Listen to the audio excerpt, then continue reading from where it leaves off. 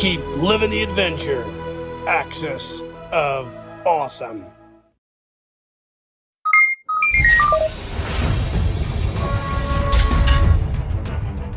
Incoming transmission.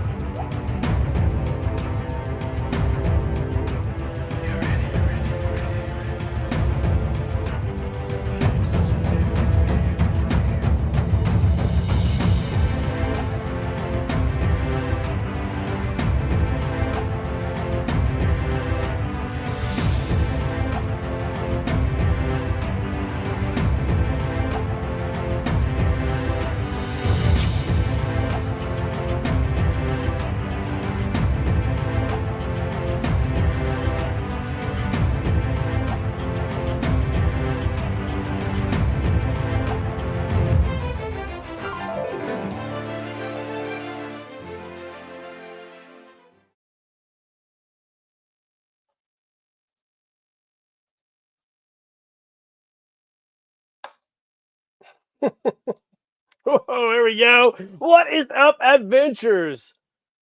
Welcome to a special edition of Who's in the Shop tonight. We'll get to that here in a second. Before we do, a few house cleaning items or housekeeping items, I guess. Golden Skull, Curse of the Golden Skull is on its way. Everybody who's participating needs to have all their projects hopefully done by October. I know a lot of you guys already have them done and are chomping at the bit to throw those out there. And I absolutely am excited for you to do that. If you guys are going to send me pictures to post on my live stream or Paul Knapp's live stream, feel free to go ahead and start sending those if they're done. Just reach out to me via email at jshear74.com. You can reach out to Paul. I can't remember what his contact information is, but if you follow his channel, you'll definitely be able to find out. Just remember, guys, when you do your projects, if you're going to post your own stuff to any of the social media sites or YouTube, please use the hashtag Curse of the Golden Skull. So when somebody clicks on that hashtag, they can easily find your stuff. If you are putting something on YouTube, I have created a special playlist. It's on my YouTube page, so be aware of that as well. Tonight, feel free to subscribe to the channel, Skunkworks Studios. Tap the notification bell for future videos. I'm always putting 2 to 3 out a week. Hit that notification icon for those videos. Anyways, one other thing. If you guys aren't following Conan the Barbarian Official, their YouTube, it is freaking awesome. You should. They had a really good video, I think, today on the He-Man Conan controversy from back in the early 1980s. It's a really great channel. I love Conan the Barbarian, so definitely check that out. This is probably going to be the last live stream for about a month or so because I shouldn't say the last live stream. This will probably be the last live stream that's not associated with Golden Skull. So I'm lining up some guests here soon. I think they're going to be great guests, so be on the lookout for that. So without further ado, you guys know this guy. I've been on his show, Toy Elite, several times. He's awesome. Him and I go way back, probably 12 years or more. We're G.I. Joe bros. We had a discussion on the last live stream I was on with him backstage about doing a what if G.I. Joe classified team did adventure team in 1/12 scale. And tonight we're going to do some presentations and talk about that scenario. Let me welcome you guys. My good buddy, Ed from Akxion Figures. What's up, bro? What's up, my man? How's it going? Doing good, doing good. You guys got any snow up there in upstate New York yet? Dude, it's been hotter and more humid this week than it was in, June. Yeah. I took the AC out of the window, and I was like, damn, now it's hot. Sun's getting hotter, man. It's that mass. We're getting ready for that mass coronal ejection. I know. Man. We're going to burn us all up. Hopefully it burns up the aliens coming, Aliens coming. Yeah, they should be here in November. So I know. Totally missed the rapture the other day. I mean, it's, all sorts of crazy stuff going on. Yeah, there's a lot of apocalyptic things going on. Yeah, it's amazing. I'm prepared. Got my Toyota Hilux hidden in the backyard with my Russian 50 cal in the back. I'm ready to do it.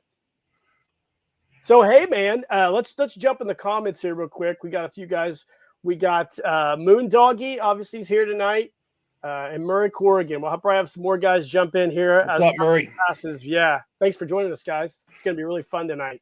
So like I mentioned, you and I think of the last time I was on Toy Elite, we before Joe Fest. Yep, before Joe. Yep, exactly. We were talking backstage about, hey, we should get together and do a what if GI Joe, the GI Joe team, Lenny and Tony and the rest of the gang decided to do GI Joe Classified, and we already know that those guys are killing it right now with their designs. They're making some super cool, innovative stuff. A lot of really cool reimagining of classic characters. And I know that they've done the 60th anniversary figures, but I think a lot of guys in you and I's age group, 50 plus, would love to see an adventure team classified scale, right?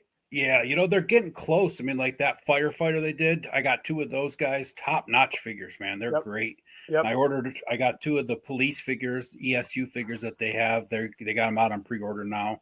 Those look super good. So, they're leaning that way without, diving all the way in. So yeah, they are. The cool thing about the line is it's starting to, I think it's starting to gain traction and steam. And like I said, the police officer was really cool looking. The firefighter is really, really cool looking. And I know that I've messaged Tony a few times about making a vintage head add-on for those figures, and I think they're really receptive to it. And if you're going to make that vintage head, then I think the next logical step is to possibly do some adventure team Easter egg style figures for the line. Yeah, and I was, they really don't even need to flock it. I mean, as cool as the flocking on a 1/12 scale figure would be, right? Even if they just sculpted the beard, absolutely. Like I use that breaker head, the breaker version 2 head, and I have one painted blonde. I have one standard, which is the brown, and I'm using those as my standard adventure team figures right now. And even a head similar to that with the sculpted beard, just different colors would be beard and a scar. That's all you need, right? Scar, right? And it doesn't have to be flocked. I mean, that's a lot of extra cost, a lot of extra expense that would just you don't need. For Hasbro would make the figure a $45 figure for no reason at all. But all of us can flock. Yeah, so we can flock exactly. I mean, Angelo Dianabel would probably he would probably be boned out if they had something like that. He'd have to, I don't know if they make reverse Viagra, but he'd be like, oh my God, I don't know what I'm going to do. Yeah. Yeah. I think sculpting the beard would be really cool with the scar. And then you could just basically, you've got most of the bodies already. You could just do repaints. Yeah. Yeah, we'll show it off here later on. I absolutely took some of the classified figures and kind of turned them into quasi adventure team figures. That was always the most interesting thing about the 82 line. You had 64 military clean cut GI Joe. Then of course the adventure team comes along. You've got the rugged adventurers with the lifelike hair and beard, and then Super Joe goes to a molded beard. And then you get to 82, and it almost like they took the Super Joe heads and then just shrunk them down for the 1/18th O-ring bodies, because you had bearded, Breaker had a beard, Clutch had the beard, Rock and Roll had a beard. Then you had the unbearded guys like Hawk, Grunt. Yeah. You had a lot of real true military characters, and had a lot of characters that were like private contractor style. Absolutely. Yeah. Right. Yeah. So and I never really even good thought mix about with that. Right. Yeah. I never even thought about that when I was a kid, when I got the 82 figures, you're like, I never thought, well, this guy has a beard, and they didn't really allow facial hair except for mustaches, in the Army back then. So there is a little bit of a carryover between all those lines. So yeah, a natural carryover to an adventure team for the classified, I think it'd be great. I think you and I were talking off camera that, a lot of us who collect toys now, I would say the majority of us, obviously we're collectors, but everybody loves photography. I mean, you have a high-end camera. Everybody has a high-end camera almost. And we all love to take pictures of toys. And I think all these new toys, specifically the Marvel Legends, Operation Monster Force, G.I. Joe Classified, they all photograph awesome. Yeah, I don't really leave my house too often unless I'm just running to town to the store or something like that. If I'm going to a buddy's house or going to be in the woods or going on a trip, I don't leave without taking, at least one figure in my pocket. It's just, you never know when that random things. Well, like for instance, we were at Joe Fest this past year, right? And a bunch of us are just sitting around this table. In the middle of this table was this centerpiece. And it was probably like 2 feet across, right? The centerpiece it was just in like this metal, like bronze vase or something, but it had all these plants sticking up. The guys started popping their figures into that and taking pictures of them just like it was some, jungle dial. So, I mean, you just never know when those opportunities, are just going to pop up. So, yeah, I think Rick Bradshaw's, he's been known for that. He'll just find a photo op in like a microwave or a urinal or something. He'll have a really cool picture. I try to keep him out of the urinal. What I'm not afraid of. Urinals, I don't know about that. So, we'll get this thing kicked off tonight. I know there's a lot of guys out there. I've watched a lot of live streams lately over the last several months. I know Punk does his Circle of Jerks, and they were talking about they kind of glossed over the history of, the adventure team and the anti-war movement stuff. So I kind of wanted to do an official presentation tonight, let everybody kind of know the official history of the G.I. Joe adventure team. And so I prepared a presentation we're going to go through for everybody out there who's not familiar with the adventure team, or who probably some of these guys who classify now had a dad who probably had adventure team or an uncle. No doubt. So here we go. The G.I. Joe adventure team. When I did my research for this, I actually decided to do research. One of the slogans was the adventure team is ready for action, according to the research that I did. So there you go. So there you guys can see out there, the birth of the adventure team from 1970 to 71. Of course, we had the Vietnam War was raging at the time. The unpopularity of the war movement and everything associated with that was really probably, turning parents off to the idea of violence and military combat. So Hasbro pivoted and they launched the adventure team, the same scale as the original 1964 figures, but they repackaged and reimagined Joe as an adventurer and explorer rather than a soldier. So I guess he was kind of like the anti-John Rambo, right? He came back from the war, and instead of shooting up a whole town, he decided to go out and explore and look for things. Does that sound about right? That sounds pretty close.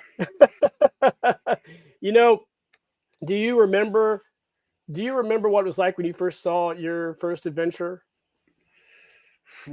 I'll tell you, I had the Fisher-Price Adventure People's Mountain Climber set, which had the dude with the red beard and had the backpack with the backpack and the grappling hook. And that was my favorite figure as a kid, right? I mean, that thing went with me everywhere to the point where it was just beat the, hell by the time I was done with it. Absolutely. And then that was, mid 70s. I was young, 3-4 years old. And then I think like right at the end of the adventure team line, when they were still in the stores, my grandma got me and my brother both muscle-bodied land adventurers. Classic. And a couple of Defender figures at the same time, Wow. So at that point in time, like that was just, the most amazing thing. And I had one of those big Tonka Jeeps, that I just put them in and rolled them down hills and stuff in. And for the longest time as a kid, I didn't realize that you could not have a beard in the military because, for me, they weren't really adventurers because they were all the ones I had camouflage on, so I just figured they were soldiers. And so. Yeah. And, again, when they made the pivot from military to, adventures, they still kept with almost a military style theme in a way, but, they released 5 different figures for the core set, right? We had the land adventurer, the dark haired one. We had the sea adventurer, which is the redhead. When we had the adventurer, which is the first African-American dedicated head sculpt, I believe. They actually made him look like an African-American person, which was really cool because I don't think anybody else was doing that at the time. Then they had the air adventurer with the blonde hair, and then we had the adventure team commander, and then also the man of action was a carryover from the military line. So Throughout the history of that line, which I believe lasted from 74 to 76, there was a lot of key innovations that Hasbro launched at the time, which was really distinct and innovative for action figures. We had the lifelike hair and beard, which a lot of you guys out there are familiar. The flocked head, which I think everybody sees a G.I. Joe with a flocked head and they instantly know who it is. And then the next up is the Kung Fu grip, the first gripping hand. I know a lot of the action figures in that era didn't have a really good gripping hand at all. Distinct branding and color. They were known for the bright orange, bright yellow, bright blue, really poppy colors that popped on the shelves. Kids really identify with bright colors. And they had a lot of really cool gear and vehicles, which again is kind of a carryover from that military line, which had a lot of really cool military gear. But we got a lot of really cool stuff with the adventure team, like an ATV, as well as giant deluxe vehicles. That whole line of stuff, dude, was just a lot of us own it or have owned it. It was just so fun to play with. Yeah, you and I talked about it before too. Was the artwork on the boxes? Yes. Even the coffin boxes for the figures, and then when they did the bubble cards for the muscle bodies, I mean, just the artwork alone sold those figures. Absolutely, yeah. Murray Corrigan's right. I think they got the flocking, and for the from the UK, Action Man, which is kind of the gold standard of those lines. It'd be nice to do an Action Man episode some night. They really borrowed a lot of innovations from Palitoy. Oh yeah, 100%. They had a really good advertising campaign and marketing strategy. And some of my favorite things to do when I'm bored is to watch old G.I. Joe commercials. And those old Adventure Team commercials are awesome. Oh, yeah. Of course, they shifted from military heroism to action-packed exploration. You can see it in the commercials. They blended adventure themes with sci-fi. I'd say sci-fi was later on in the line. Taglines, G.I. Joe Adventure Team, a real adventure hero. The commercials definitely... It said highly cinematic. I would say some of them. The Kung Fu grip commercial had the two guys Kung Fu fighting. That was just kind of interesting.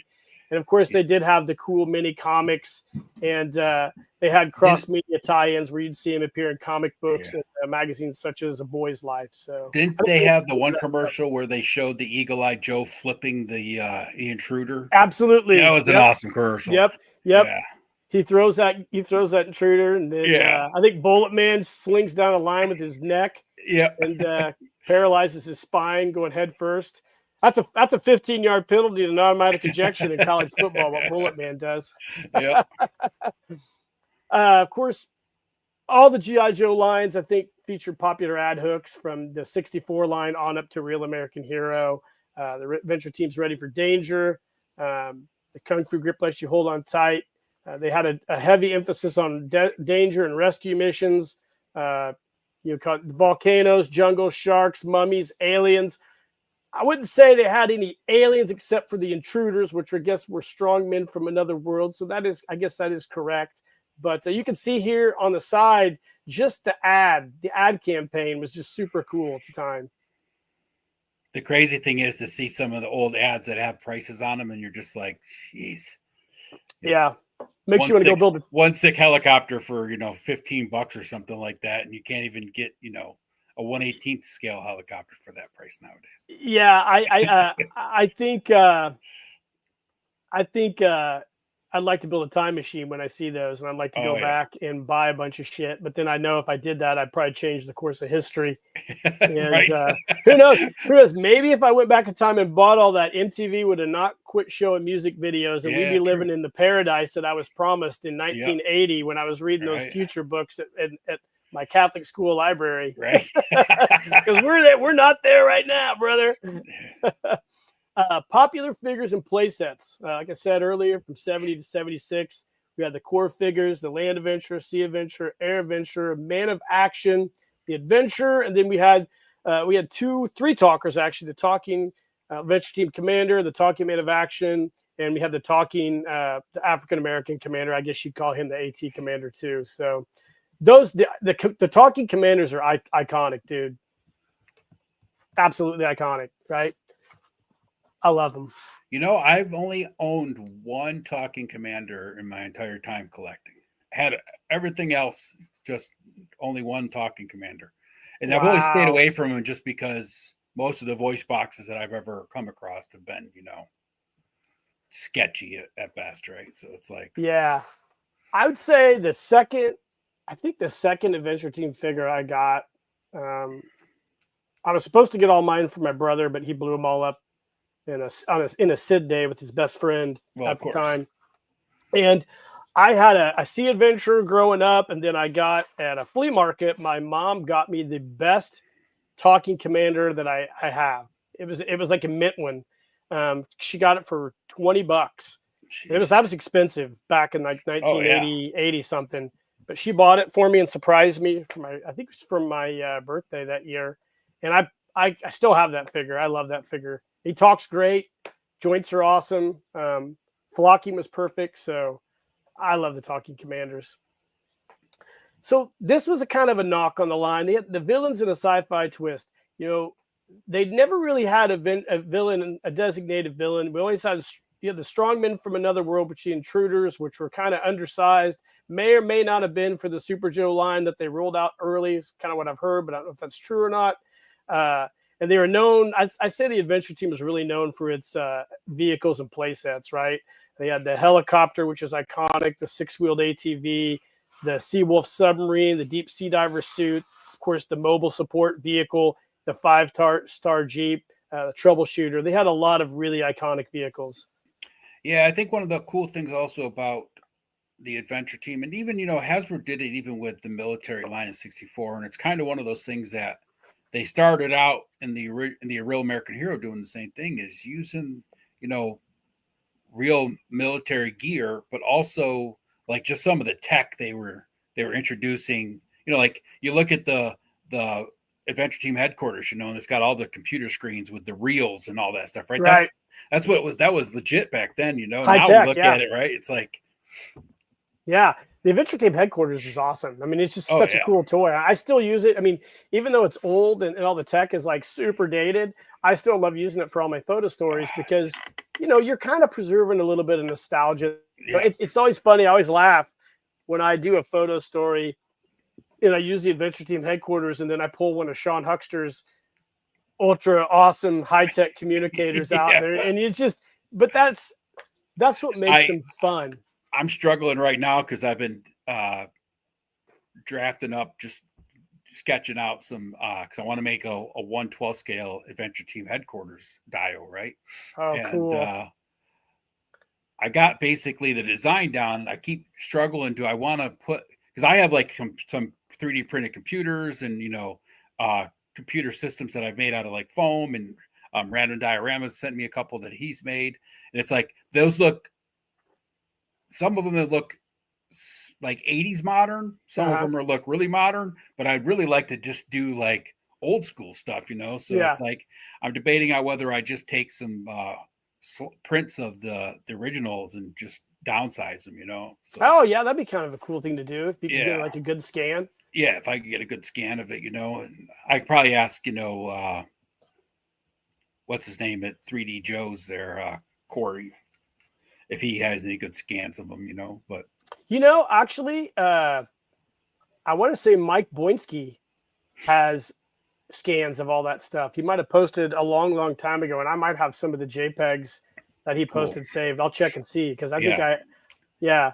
Because Murray says I'm Ace. not afraid to take them to a printing place and have them printed on some really high quality card stock Right. or something once I get them Absolutely. scaled right, and then Yeah, Ace Allgood might have them too. yeah. That'd be a good Because I was place to thinking about start.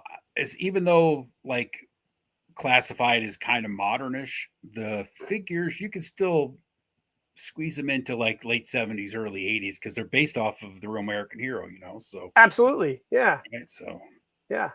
So then we had sales and figures and popularity. The early 70s. Obviously, when they made this switch, they probably didn't know how it was going to go, but it was highly, highly successful.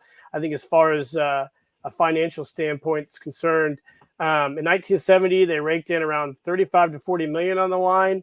In 74, the peak, 50 million in revenue from Adventure Team products, which is a lot of money in 1974. shit, yeah. Which have been, and coincidentally, that was the same year that we saw the Kung Fu grip and it coincided with the martial arts craze. So yeah, it made a ton of money. But however, like with everything, not some things, but with everything, they always suffer a decline, and that's kind of what happened. There's a lot of factors obviously involved with the decline of not just the GI Joe Adventure Team, but a lot of the larger toys in the 1970s. Of course, I think one of the biggest ones was Star Wars when it came out. Their innovative 3 3/4 inch size, even though their articulation was shit. Everybody loved that stuff. I did.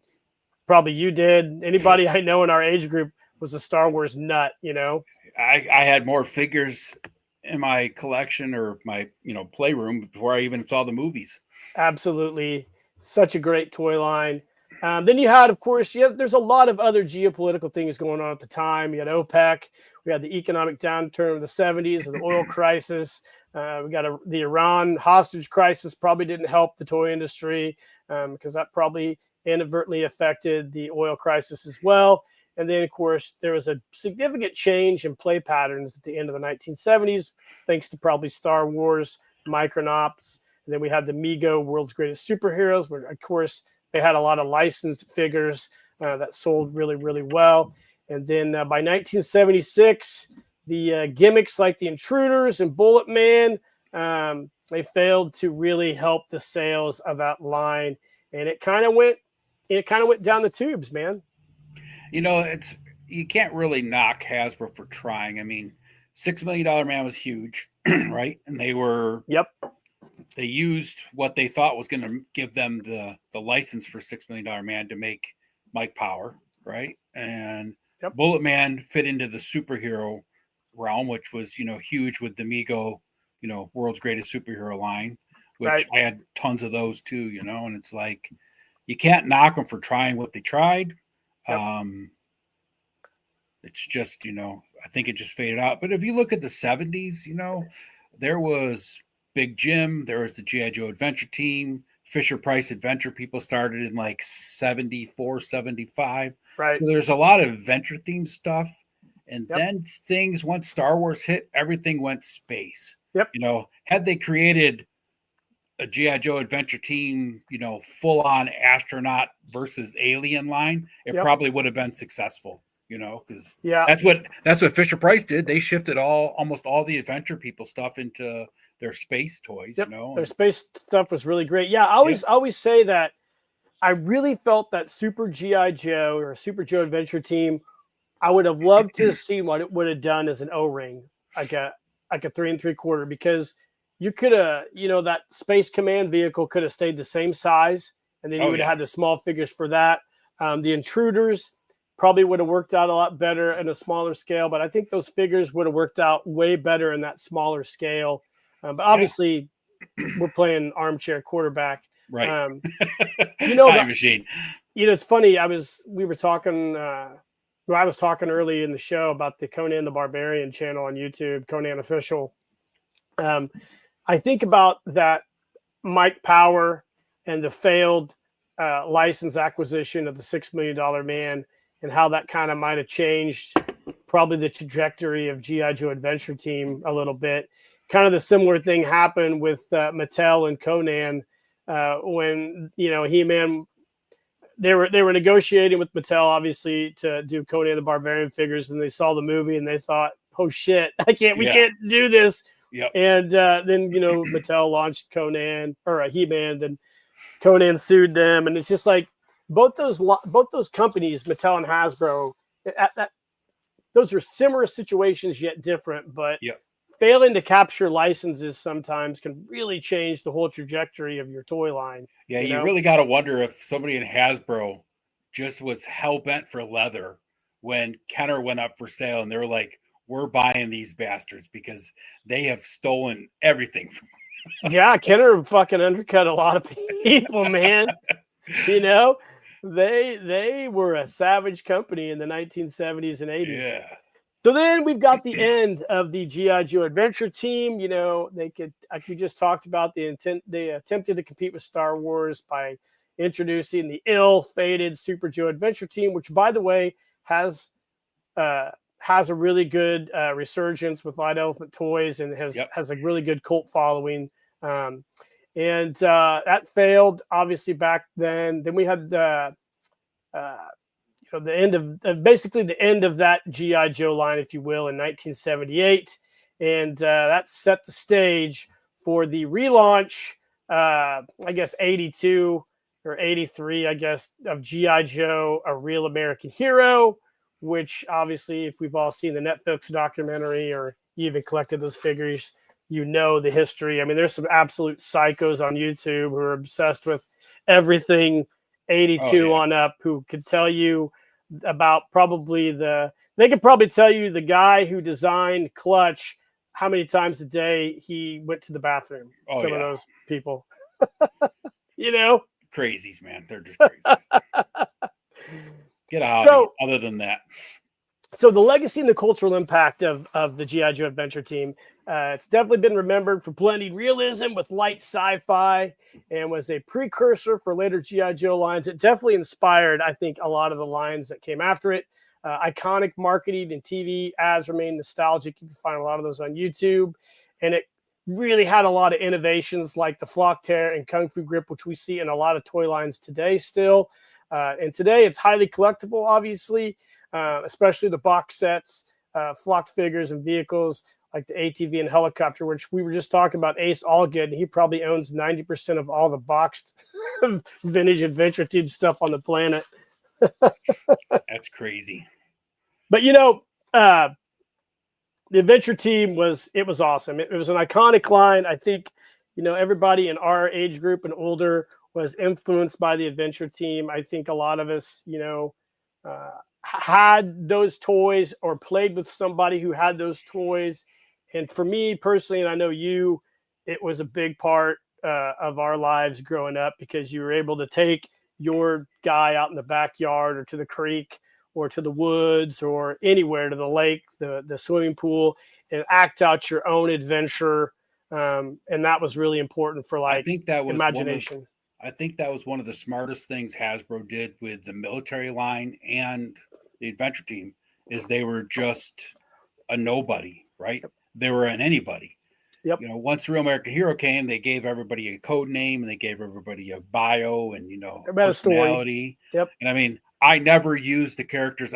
Their names, sure, but none of the characters ever lived up to their bios. I mean, I had characters that I loved that were, putting Duke in the dungeon because Duke, sucked. But I mean, put him in the dungeon with Shauna, the hot chick, and the giant gladiator Goliath guy. Right, exactly. The shift to 82 and American Hero obviously coincided with the deal with Marvel Comics, and you had your cartoons, and that was the whole kind of model of the 1980s, right? You had the toy line.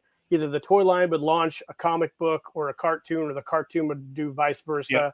When in the 70s, we got what we got, and we went out and we played, and that's the beauty of being a Gen X kid. Yep.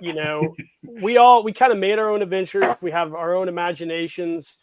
Not knocking the kids that came after, because they had their own thing, and it's almost like knocking the video game generation today, and then I know we all complain about them not having any originality because it's all built for them, but everybody's different, You got to fit in somewhere, and it's it's one of those things that's, if the tech was more readily accessible during the 70s, we would have been using it as kids, Absolutely. I remember when the Atari 2600 first came out, my brother and I got it for a joint Christmas present for my parents.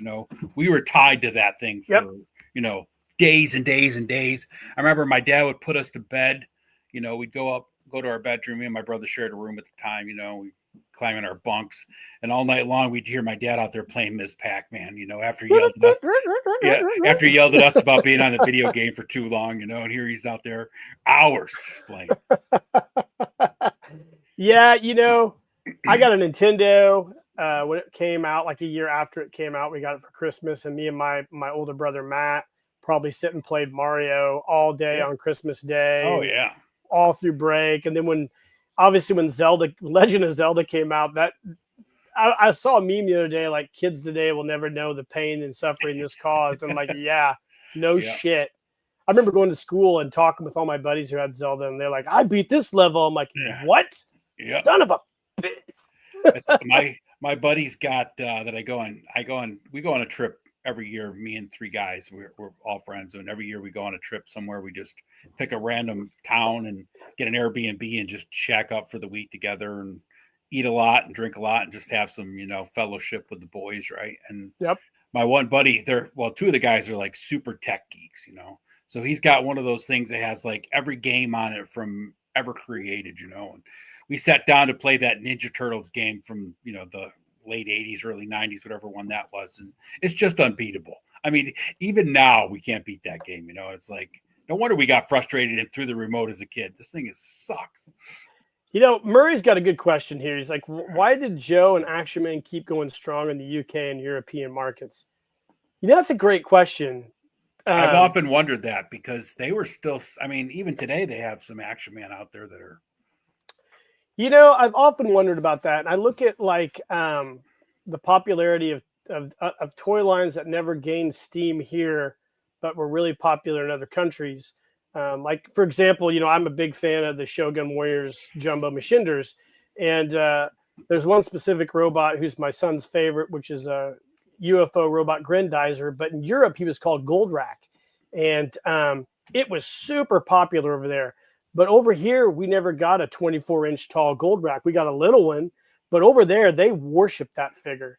Like when I post a video of that, the majority of my views, according to my analytics, are Europe or the Middle East. It's real popular in the Middle East as well, which, obviously there's some countries where the price is not popular at all. But you got to wonder, though, because like I have 10, 15 years ago, when we were all on Facebook and we were, all hanging out, I was still doing some RC stuff. And I had a lot of friends that were from England and, Wales and Ireland and stuff. And even back then, they still had things like, the local, you didn't go to the grocery store, you still went to the butcher shop. You went to the baker shop, right? Yep. It's like a lot of that stuff, I think, just succeeded because they weren't as inundated with the technology like we were in America, like we just started importing that shit like it was, the best thing, since sliced bread. And I think that really, changed the way a lot of things happened. My opinion is I think in some of those countries, specifically like the UK and the European markets, there's a couple things. One, I think a lot of those countries were, I wouldn't say they were still recovering from a post-war Europe, right? I mean, we're not by 1980, you're not very far removed from World War II, really. I mean, honestly. And we rebuilt the German economy. Of course, England had its, they were bombed a lot. And I think those economies moved a lot slower than ours did. Yep. I mean, prior to us getting rid of all our manufacturing base in the mid to late 80s and the 90s, the United States was like the key innovator in the world. So it's only naturally toys. Us and Japan were probably the two innovative toy countries. Yep. So I don't know if you were seeing a lot of innovation in Europe, like original toys like you would see over here. Does that make sense? I agree. Their economies probably did not recover as fast as we did because we had nothing happen to us other than Hawaii, right? I mean, right. in the States. I mean, right. It seems like the United those guys States were all involved in the World War. Like not that we weren't involved, but we weren't. Our land wasn't involved outside of Hawaii. And and I don't know if England really ever suffered the anti-war military movement like we did, because we were in Vietnam. I know they participated and a lot of other countries did, but I don't know if England, they've always been a strong military country, right? I don't know if they still do, but at one time, did they have conscripted military service? I don't think, maybe they didn't. I don't know if they did or not. I don't know if they did or not. I don't know if they Germany did either. Did. Yeah, Germany did. So, but I think like you said though, right? Like they probably didn't have the uprising of the hippie movement in England. No, probably not like here, right? But I mean, you also figure they had the monarchy, right? And you got Yep. the British Royal Guards, which are still revered today. I mean, those guys, Absolutely. you know. They have So a I mean, strong cultural connection to their past, right? Yeah, right? exactly. So, and I think the United States, like, again, like we imported a lot of toys over there. They innovated some of our stuff, but I just think the military figures had a resurgence in the 1980s with them because they had the Falkland conflict, with Argentina. Yep. And, I think a lot of their military stuff's kind of revered over there, where we went through a period post 75, 76, where, obviously we all know the story about spitting on Yeah. soldiers and all that stuff. So, Yep. I think a lot of it has to do with culture, and like the United States just keeps moving. We keep producing next toy, next toy, Yep. next toy. Where I think over there maybe they don't have they're a little more attached to stuff. Maybe I don't know. I'm probably talking out my ass, but anyways, It sounded really good. it did. So for all you guys watching tonight, of course, we got some new guys who jumped in. We got Man of Action here tonight. Thanks for joining us. Of course, Cos Becerra, Action Joe Figs is here as well. 60 pick Rick's here. So when Ed and I got together, we decided we were going to do a couple presentations. We were going to each make one and kind of give our take on what we think a modern classified adventure team would look like. And I'm going to do mine, and then I'm going to turn it over and let Ed do his. And I think it's going to be super fun. So we'll start here with mine. So my question is, the modern adventure team, Ed, can the G.I. Joe adventure team make a comeback in today's day and age? And of course, we are living right now through one of the most craziest times in history. So I think this is a pretty appropriate question. Could the adventure team make a comeback in this 2025 crazy world? My answer and your answer both was yes. It could easily make a comeback. We've got an ever-increasing anti-war sentiment, shifting attitudes towards the military branding, and it might be one of the best pathways for G.I. Joe to continue its future relevance down the road, or at least one of their future pathways to keep bringing in that profit. So why do you think the adventure team fits the moment? So I was thinking about this, and I came up with a demilitarized appeal. In the 1970s, the adventure team was born due to the backlash of the Vietnam conflict. Today, we are definitely living in a similar environment. I know we're all pretty aware now of how our tax money is used to fund foreign conflicts. And I know a lot of people are starting to grow pretty wary of foreign wars, no matter where, and out of control military spending, which incidentally kind of makes the military unpopular in a lot of ways, or joining the military or anything associated with the military. Not that we're in a military here. We're just saying that a popular opinion is like, maybe we should focus on something other than warfare. So, and the other thing is, I mean, if you just take the basics of it, right, there is a huge population of the U.S. anyway, absolutely, and Canada that is not just anti-military; they're anti-gun, anti-violence, totally, right? Absolutely, yep. And did the adventure team originally come with guns? Sure, but Sure. you could use nowadays, make the rifles tranquilizer rifles, right? Sure. Yeah. I mean, you could, sure, they're still guns, but they're not going to kill anything, right? They're just there to, take the untamed tiger down, or whatever it happens to be, right? The lion that's stun guns, pulse rifles, stun drones. And if you come up with any kind of I'm not saying pacify them, but I'm saying you can come up with a more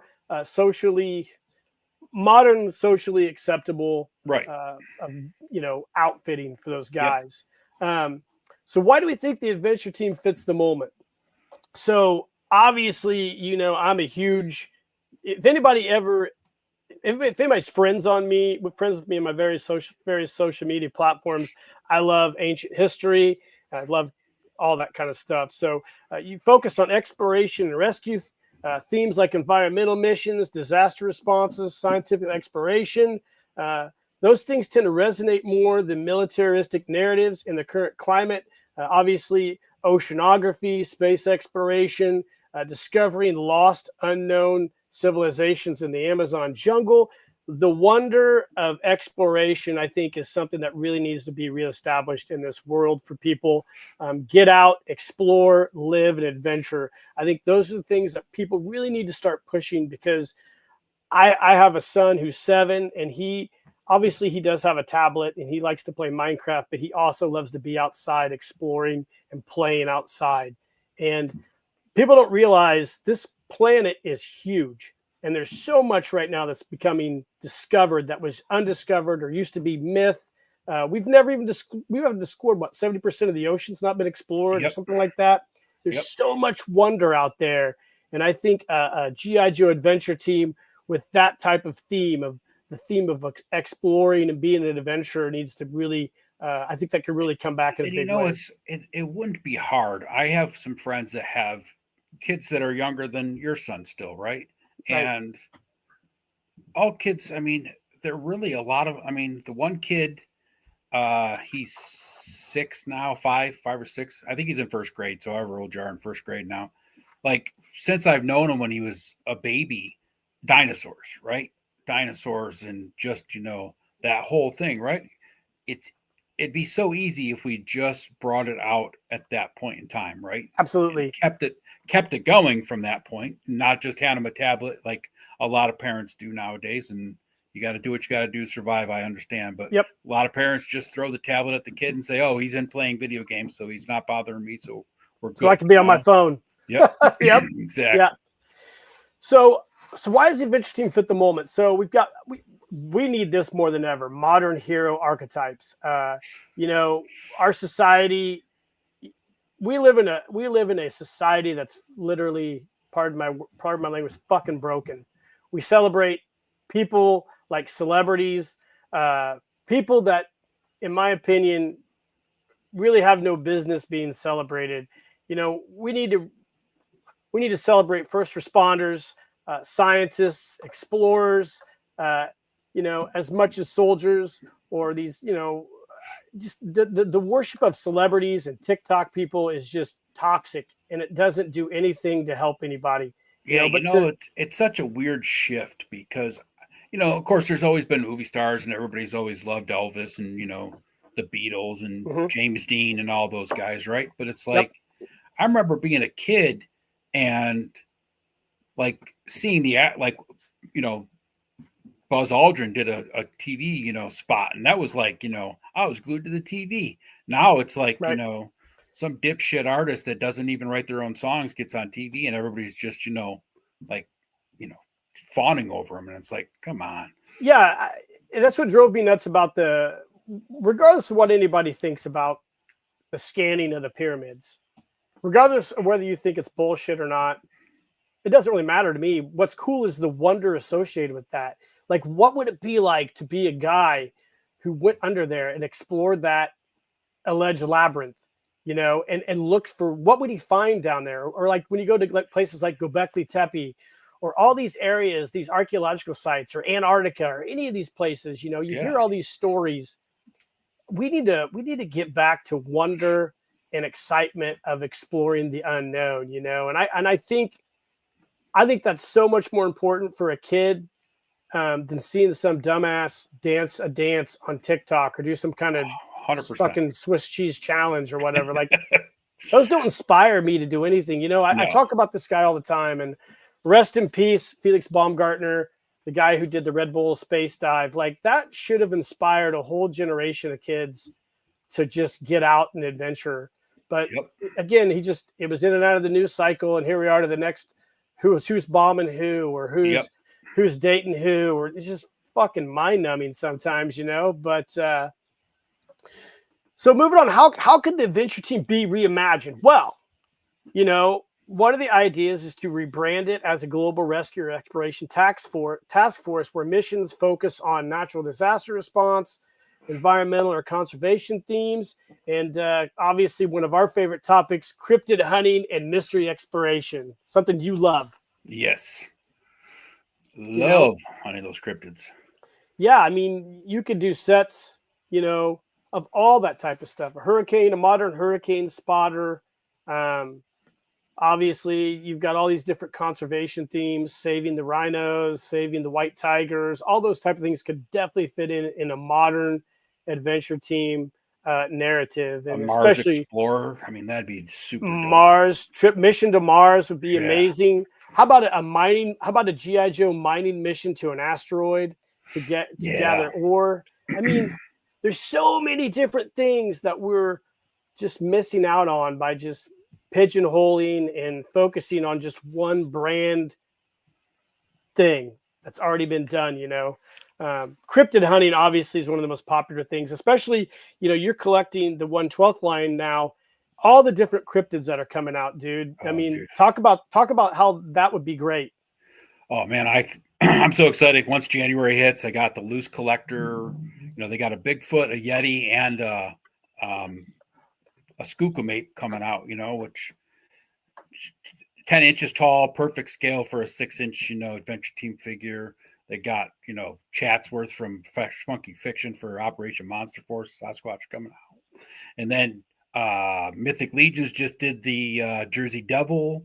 Yeah, And I love that. Loose Collector's got a Dogman they just showed off yesterday that they're coming out with next for their cryptid line. It's just, there's so many cryptids too that you could do one, for an adventure team on any continent, any type of environment. There's sandworms in the African deserts that you could go hunting for For sure. mummies in the tombs still. I mean, we have no idea what's really going on inside the pyramids, even though we like to pretend that we do. We don't know shit. Yeah, it's almost limitless what you can do with adventure stuff. Yeah. I mean, with all the new technology, with like drones and mapping, and Yeah. obviously, What about space like having exploration. instead of doing like some of the older sets, you could do one now with like LiDAR, a Oh, for LiDAR sure, scanner guy, right? I for mean, instead of sure. some of the stuff they had back in the day that was, non-existent Well, nowadays. it'd be cool to do like we had the Seawolf submarine with the original Adventure Team line, and then we had the Sea Sled, and then of course we had the Shark with Deep Six for the. How about a Challenger Deep, a Oh yeah. craft like James Cameron had for the Yep. Marineris Trench, not Marinara. It wasn't sauce he swam in, but the Marineris Trench. It could be. We don't know really what's down there. We don't know what's down there, and there's so many cool things that are just waiting to be kind of Oh yeah. unearthed that could be done, because I know how talented the Hasbro team is, Yeah. and I know that those guys could really think of And some amazing stuff.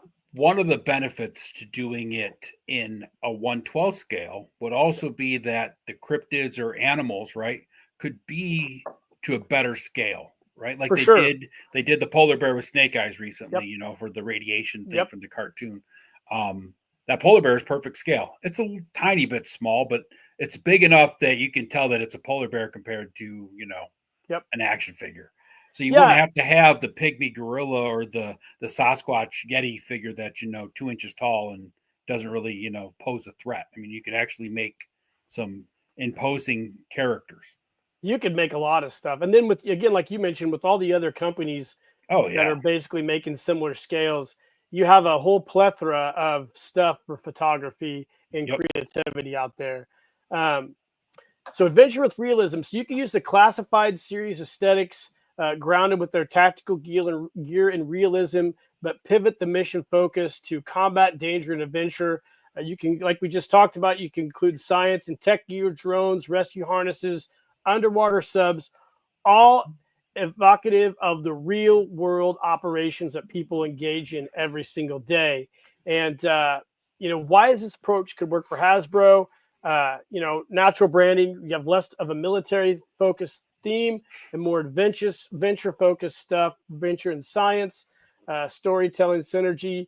You know, you could you could partner with Netflix to create some educational type, kind of like the Wondercrats on PBS. Oh, dude, could you Adventure Team. imagine? Could you Yep. imagine a young TV show or a young kid TV show with like a dude like the Land Adventurer just Yep. coming out there spitting out facts, Being even a if it's P- about a cryptid, right? Like this is Absolutely. the lore behind this cryptid, right? I Yep. mean, just spitting out facts.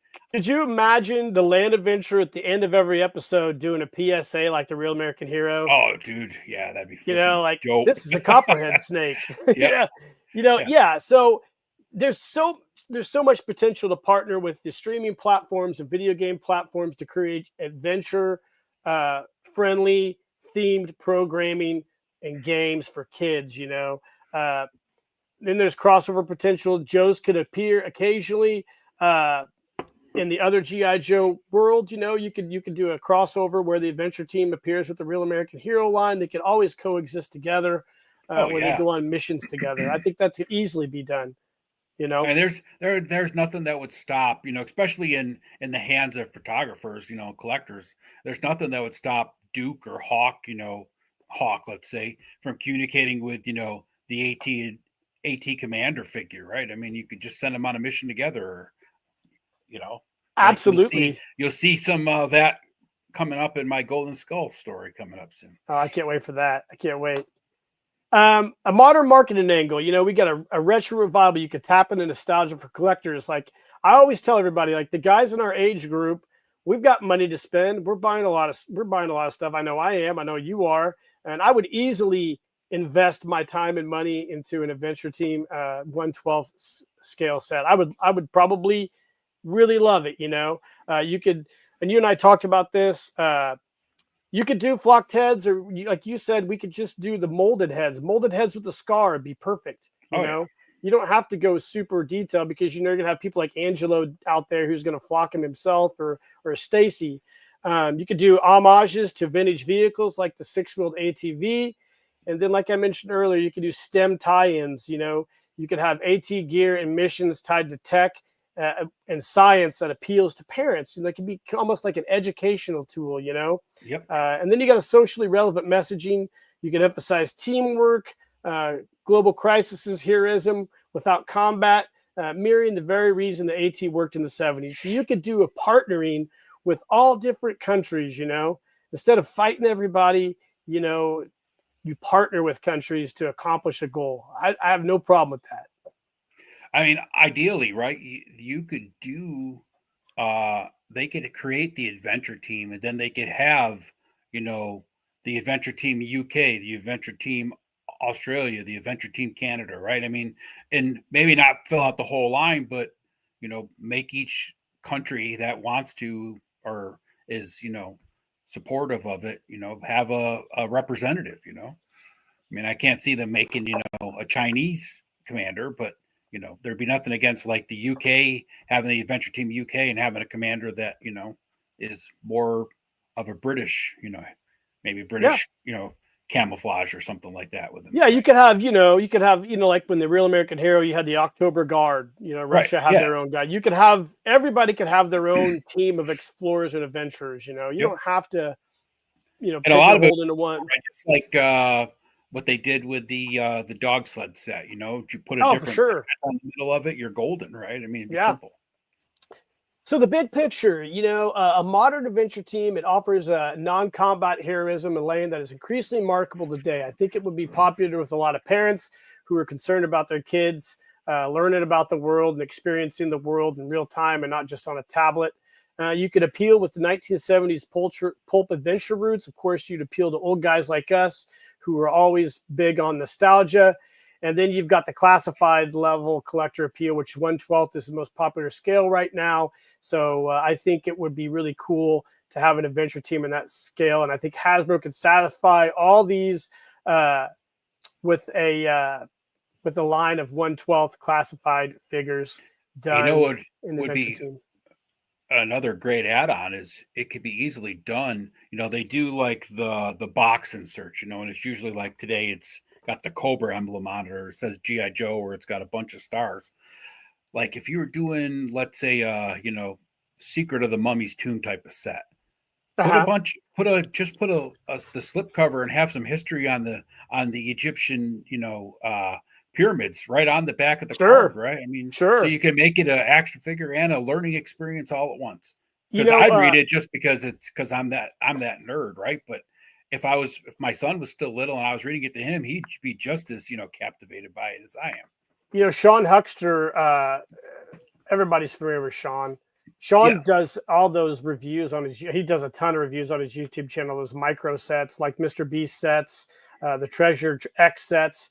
Like you could take that classified Adventure Team figure and have almost like a science experiment deluxe set with him, break up the rocks and find the prisms that power, what was it? The Weather Dominator, we had the weather, but something similar to that, Joe's got to find these crystals that power, like Paul Knapp. If you guys just watched Paul Knapp's amazing Golden Skull story, Paul has the crystals that he uses to power, I think sometime a spacecraft. I can't remember. It's a great story. It's in the playlist for Golden Skull, but I have that space futuristic cowboy that I made the mechanical horse that he rides for.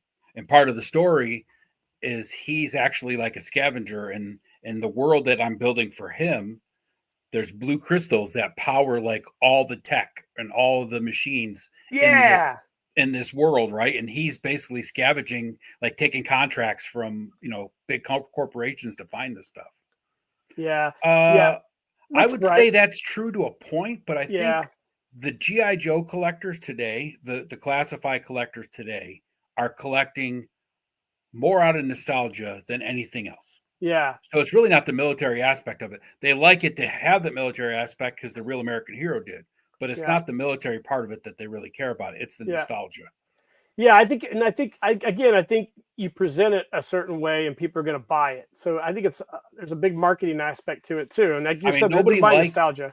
Nobody really likes barbecue, right? In the classified line. No one ever really liked that character even to begin with. Because I didn't like him in the regular line. He's a firefighter that doesn't fit in, right? Yeah, what's he do? You talk to classified collectors that have the current legacy firefighter, and they all love that figure, right? That's a great figure. Yep. Yep. All right, so where we go from here? So the odds of Hasbro doing a modern team is about as likely as the government being fully transparent. That's a joke. I mean, that's a joke, not joke. And I understand why. There's probably a lot of reasons why they're really not into doing that yet. I'm not saying they never will. I mean, hopefully somebody watches this and thinks that might be a good idea. They could just put out one test figure, right? Throw out a land adventurer, figure. They got everything they need for it. Camouflage body with, a bearded head. Give them a couple Adventure Team things like a grappling hook and a rope or backpack, parachute, whatever, and just see what happens. Yeah, you could, put out take Snake Eyes' body, put just a regular Man of Action head with a scar on it with a stocking cap, and do like a secret mission to Spy Island launch, and just do it as a con exclusive or something, or a Hasbro Pulse exclusive. See how it sells. Yeah, 100%. So I asked the question, and we started off this whole live stream. In the event Hasbro reintroduced the classified Adventure Team classified scale, what sets would you like to see? I asked this on my various social media platforms. And number one was obviously the Search for the Mummy's Tomb. That was the number one. I didn't get a lot of responses. I got like maybe 10. Search for the Mummy's Tomb and White Tiger Hunt were like the two primary ones. You and I asked each other the question, and we went back and forth for a week or two, and we kind of figured it out. So here is basically, we're going to get to your presentation after this, but this is what I came up with. This is, of course, Skunkworks and Toy Elite Action Figures presents our classified top 5 Adventure Team sets for classified. This is mine. My first one, number one, is Secret Mission to Spy Island. I did a mock-up of both those. You have the original camouflage version. Of course, these are done by ChatGPT, so they're not going to be perfect. But like I said, I think that is an easy set to do, Ed. I did that. I did a photo shoot for that. I used the only thing I didn't have was a stocking cap, but I used a Snake Eyes body, and I used Shipwreck's head with his hair. Yeah. And just had him attacking like a little, setup of just some dial pieces that I had. Absolutely. And then I made a black raft out of some foam. It was simple, Yeah. I think it's an iconic set. It's one of the most iconic sets for that set has so much potential for everything. You got the spy, you got the top secret. You could do, military, covert stuff. It absolutely it'd be easy to do. Yep. My second one was the Black Widow Rendezvous set. Another simple, easy set. You just have to have a simple helicopter or your jetpack. Real simple design, just a helmeted figure clad in black with a few accessories. I think you could easily do that set as well. This one would be real simple because you basically take your secret mission to Spy Island figure, throw in a backpack and a helmet instead of the stocking capped head, and you're golden. Yeah. I mean, you got your map and everything else. The Spy Island has all that same stuff. It'd be simple. Again, super easy to do. And again, in that smaller scale, you're talking nothing for that backpack helicopter, right? I mean, nope, easy. It doesn't even have to have a functionality if you don't want. Right. You can just be a prop because you're just taking pictures basically with a lot of this stuff. Right. Exactly. Next, I love this set, Jaws of Death. You're going to get your scuba figure, of course. We've got several different iterations already of the classified scuba divers. We've got Torpedo. We've got some Navy divers, I think, for the 60th anniversary line. Yep. Super easy. Again, a super easy set to do. Yeah, they got what? They have a 2-pack of divers out now from the cartoon movie, right? Yep. Wetsuit. They got Wetsuit, Torpedo. They got one in yellow, one in red for Cobra and G.I. Joe, standard, basic, deep sea or scuba divers. They have Torpedo, they have Wetsuit, and the Cobra Eel. So, I mean, plenty of diver stuff, right? Yep. And the 60th Navy SEAL or 60th anniversary Action Sailor set came with it's not the sea sled, but it's like one of those little things you can hang on to that just propels you through the water. So I mean, you could easy, right? It's simple. Yep, absolutely. And then of course I had Skydive to Danger. I think that's a really easy set to do. You just come up with that. You've already got the soft goods parachute for the 60th anniversary figure. You could just do one of your figures in yellow. Just recast them all in yellow and give them a helmet. It'd be easy to do. You could do.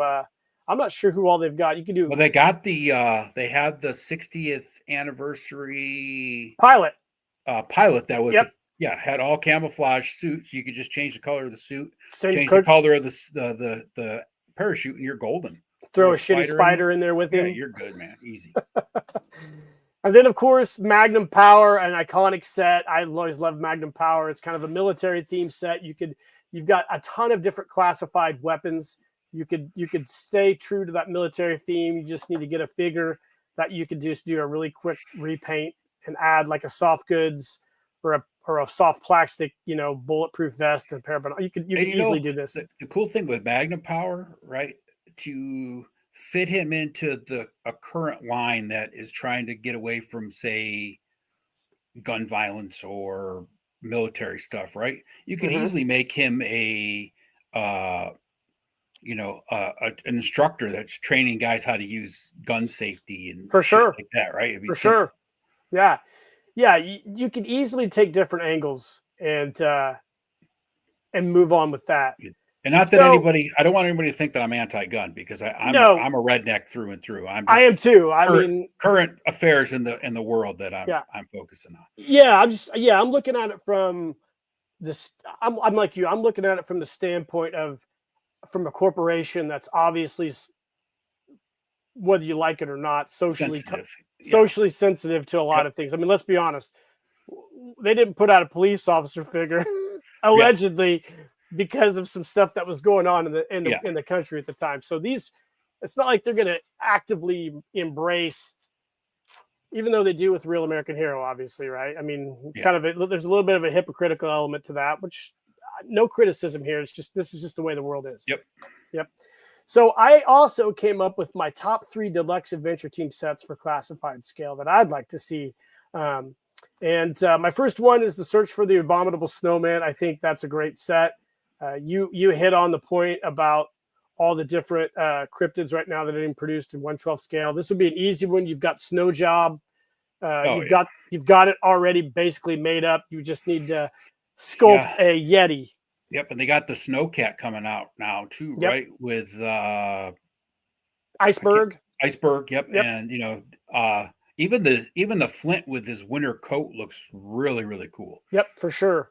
for sure. So Search for the Abominable Snowman would be an iconic set. I think that would sell off the shelves for Oh, guys our 100%. age if you Yep. did it right. You'd have to make a super dope Yeti, scale him right, and you would 2-pack. It'd be perfect. Yeah. You know, and then of course Secret of the Mummy's Tomb would be absolutely awesome as a deluxe set, especially considering all the mystery surrounding the current situation in Egypt. You could easily do a Search for the Mummy's Tomb set right now. It'd sell out too, right? Throw in one of your alien mummies and designed in there, right? You could have that mummy in any of the pyramids all over the globe. Absolutely. And then 3, I would love to see a Trapped in the Coils of Doom set. I think that was an iconic set too. I mean, I think only produced for 1 year, I think. Yeah. Unfortunately, we didn't get that Diamond Select statue because they had financial issues. That would have been the best. I had that thing pre-ordered. I had it pre-ordered too, man. I was kept hoping and hoping, and then I heard they were going out of business. Like, damn, that thing's never coming. Yeah, we're not getting that thing ever. I'd love to have the prototype of it, but Trapped in the Coils of Doom would be another great set. I mean, you could do a deluxe set of that. It would be snake, simple, right? I mean, like simple. It's a long wired, have a wire in the snake so it can coil around. Absolutely. And it's just a piece of rubber with a wire down the middle of it. You buy those things at the cheap section of Walmart. Absolutely. So I came up with a few honorable mentions as I wrap up my slideshow. Of course, a Mike Power would be amazing. Of course, here my rendering is of a classic Mike Power. But of course, I've always said that Mike Power would fit a modern adventure team because you could make him a veteran of the Iraq-Afghanistan war who lost his limbs to an IED. And there was a high-tech facility of scientists that made him into the current version of Mike Power, and he goes around rescuing people around the world and doing heroic deeds. I think that's you could definitely push that, right? There's a huge resurgence in the whole RoboCop thing going on, and Terminator. Yeah, easy. And with all the different charitable organizations who support veterans with missing limbs, or Wounded Warrior Project, it would totally coincide with all that. You could do a giant media campaign. Mike Power could almost be the face of a modern adventure team, in my opinion. 100%. From that angle. 100%. Bullet Man. Of course, we all hate Bullet Man, and then we all love Bullet Man at the same time. You could do a modern Bullet Man. If you wanted a tacky, campy person, you could make him a pulp hero from the 1950s, like Captain America, who comes back from the dead. Oh, yeah. And there's a lot of potential with a modern Bullet Man if you wanted to do that. That would be cool as well. Good for the original kids. Bullet Man was frozen in ice up in the Arctic Circle somewhere, and one of the adventure team guys find him, thaw him out, and he comes back to life. Damn. Build brand new arms for him. The same lab that did Mike Power's arms builds him Bullet Man arms, and it would be give him an awesome jetpack, kind of like the Rocketeer. Yep. Absolutely would be awesome. Super Joe would be a great one to bring as well. You could do a Super Joe figure and figure out how to tie him into the line. It could be tied in with like Bullet Man as well. He could be. I think that's one of the things missing in the toy aisle today is action features, and you could definitely, with the LEDs being so small nowadays, be simple to put a light in them with the watch battery in the backpack. Yep. Such a good thing. And then, of course, with the alien invasion that's headed our way in November, you have the Intruders, the strong men from another world. We could do a reimagined version of these guys. These guys could live deep in the earth in the Antarctic region where they come out of a crack in a cave, and they're from Hollow Earth, and they can start attacking the adventurers when they're on their mission. I mean, you could do all this cool shit, man.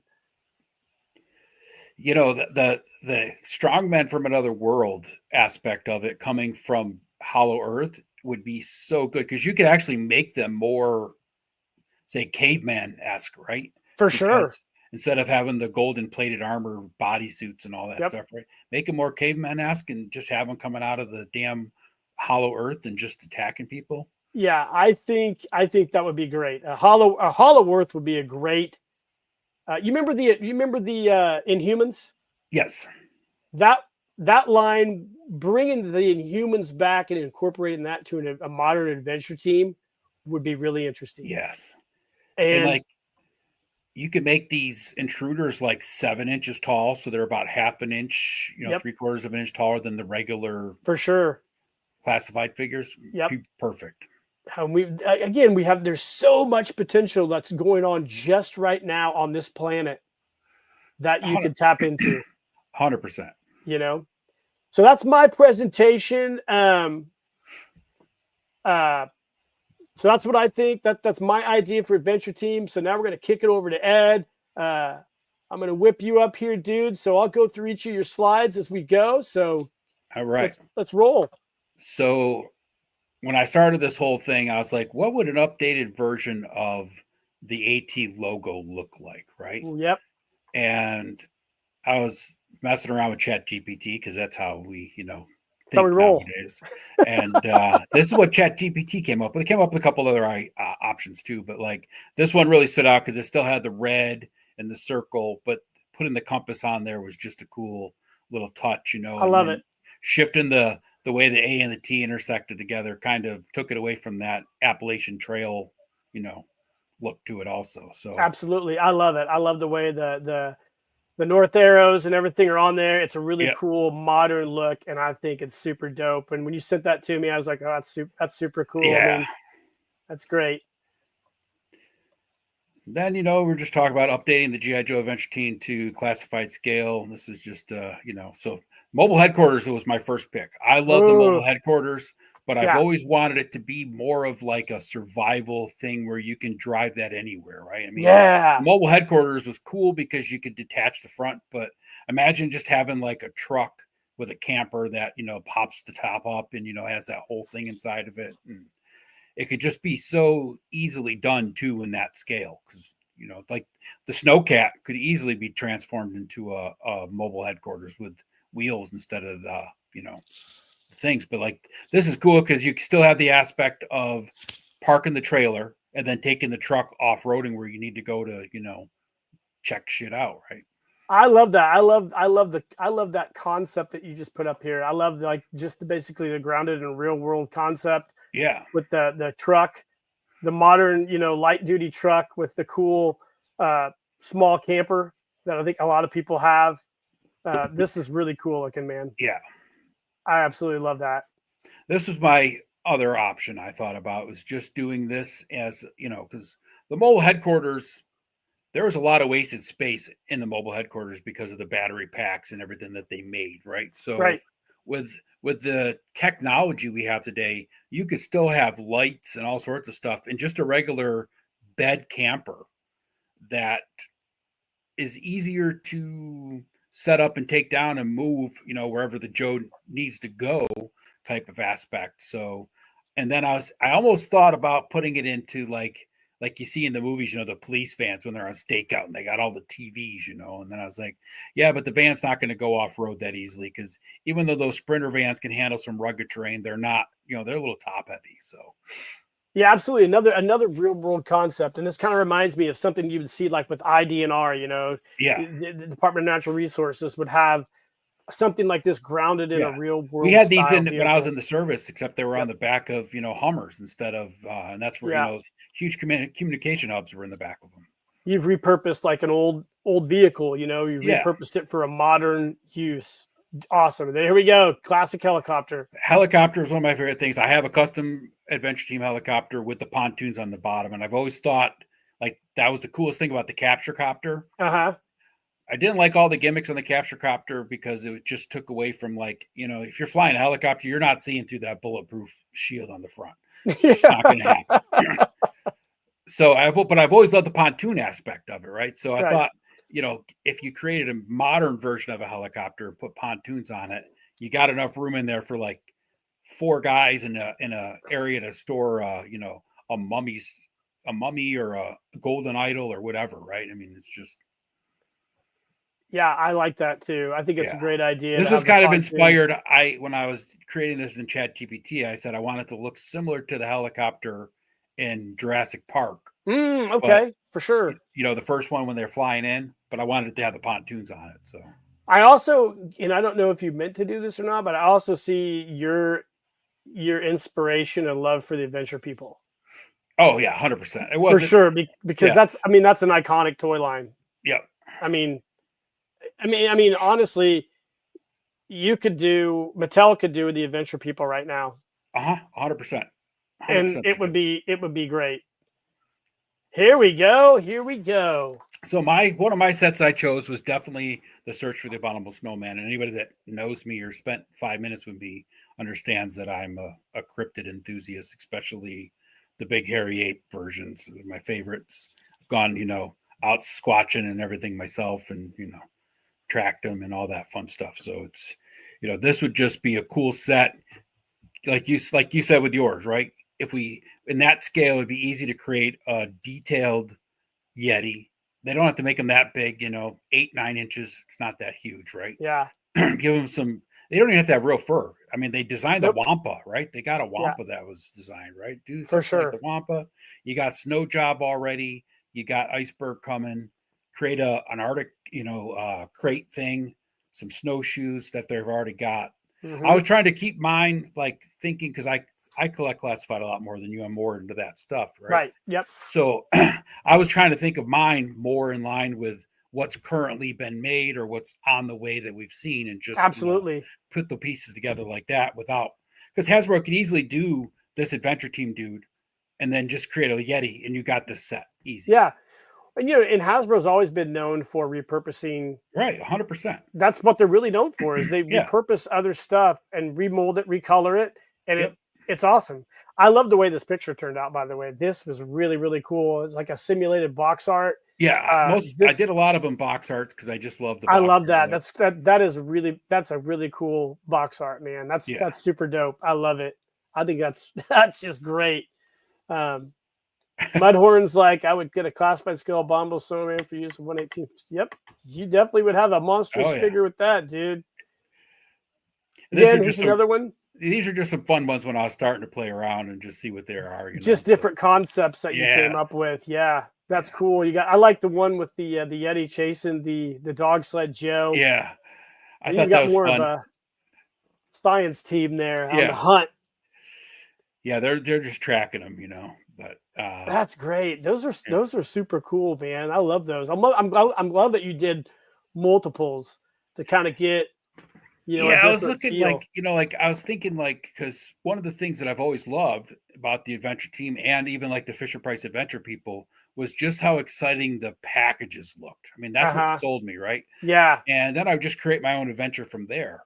So like these sets, when I was doing these pictures, it was kind of like, how would a box just totally grab your attention? Because they're a lot smaller nowadays, right? And they got to have some kind of pop. But can you imagine flipping over a box and seeing this Yeti chasing after? And that Yeti was kind of inspired by the was it the Sasquatch picture on the front of the Collectors Club box where he's jumping over the bush at the Joe? Yeah. Yep. So that's what I said. I wanted the Sasquatch or the Yeti to be kind of jumping after the Joe on a dog sled. So what I always loved about that original Adventure Team box art is you would look at the picture and then I'd always wonder myself, okay, here's where we're at. We're basically at the climax of the adventure. How did we get to that point, right? Yep. Like when you look at Coils of Doom, when you look at Coils of Doom and he's fighting the anaconda, which is what I think it is, in the water. Yep. You got the mobile terrain vehicle over there. You're like, okay, what was his adventure like prior to when he got he's to down that to point? Just a knife, going, oh shit, I'm gonna get eaten if I don't think of something quick, right? Absolutely. Yeah, that's kind of what I was thinking of, with the box art, back in with the exciting box art that they had, right? It was always like, okay, what happened before this and what's gonna happen after this?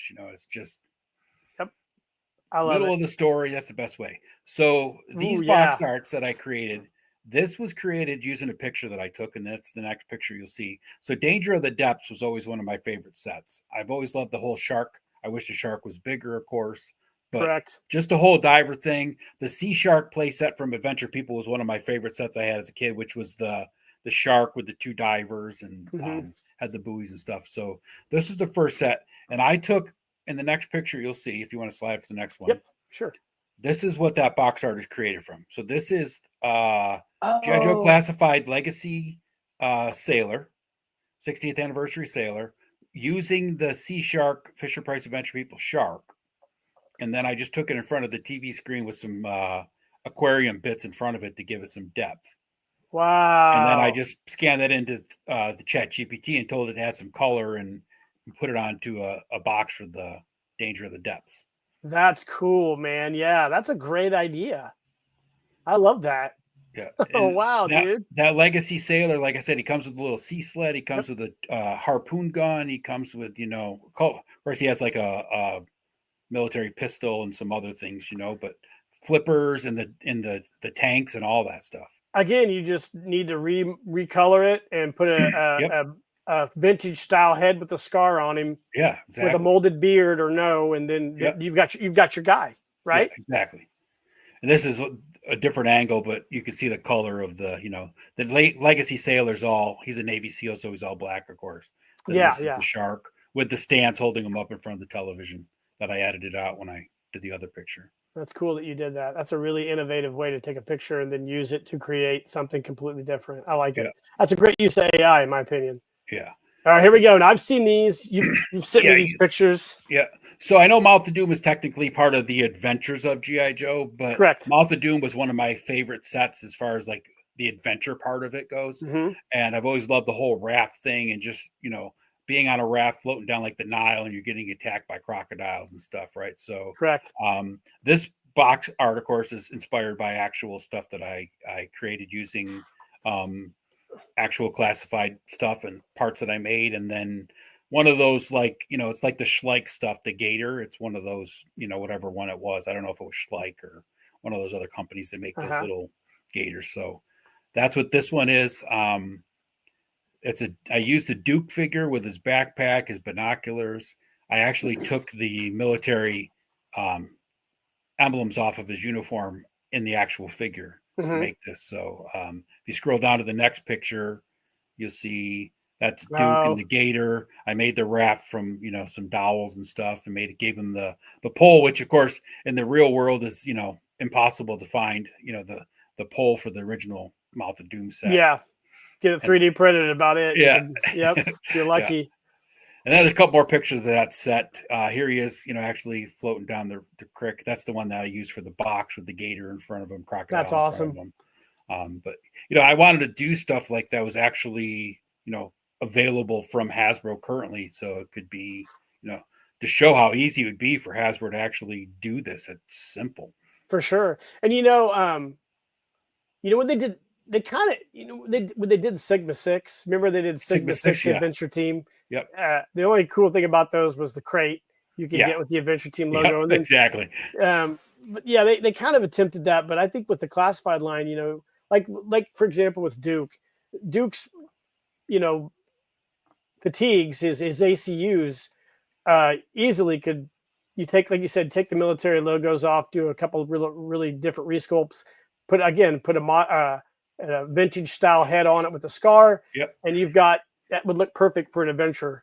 Oh yeah, easy. His uniform is not far off from what an adventurer would be wearing.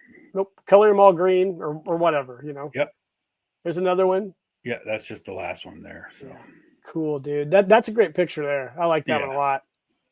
That's awesome.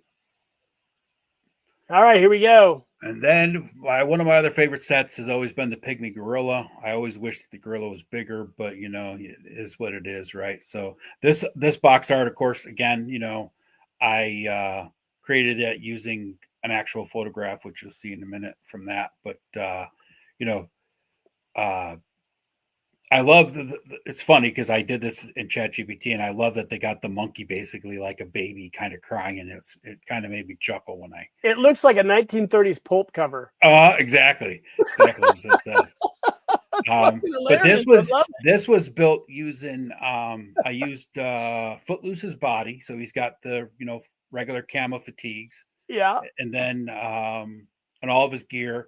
I put the Breaker version 2 head on him. I made Oh, the net nice. out of some piece of, it was like one of those things that women wash like their delicates in, it's like the netting. Yep. Made the net out of that. I built the boat out of foam. I built the crate out of foam, and then I had some, I think it was a Schleich, one of those Schleich style figures. That's the gorilla. You'll The see in the monkey. next picture. Yeah. Yeah. Oh wow. Yeah. Did So you I flock actually, that? yeah, I flocked him. Oh shit. Yeah. Then I gave him a rifle. You know, it's like a shotgun, but of course for me it's like There we go. There's a better tranquilizer picture. gun. Yeah. Yeah. Yeah. So that's the picture that I used to actually have AI created. They just added the monkey in the front, so it's Well, that captured. looks like that totally looks Adventure Team. Oh yeah. Yeah, I put the modern decal that I created for the emblem for the AT on the crate and on the motor. I made the boat out of foam, the motor out Uh-huh. of foam, and all that stuff. So Where'd the gun come from? it's Valiverse. Oh, that's a cool looking gun. Yeah, yeah. It's got shells on the other side of it, like mounted on the stock. They make such great guns. Oh yeah, he does. He does incredible stuff with these things. There's That's a the great pick. I like yeah, that. yeah. That's great. Yeah, that looks totally Adventure Team, man. Okay, so here we go. I've seen this one too. Yeah, and this is the Hunt for the White Tiger. Same principle. I used what Hasbro had out there already.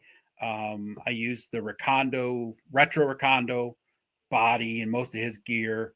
I gave him a similar gun to what the Capture the Pygmy Gorilla figure had, and then I think I have Footloose's head on him with just a mustache for these pictures that I took.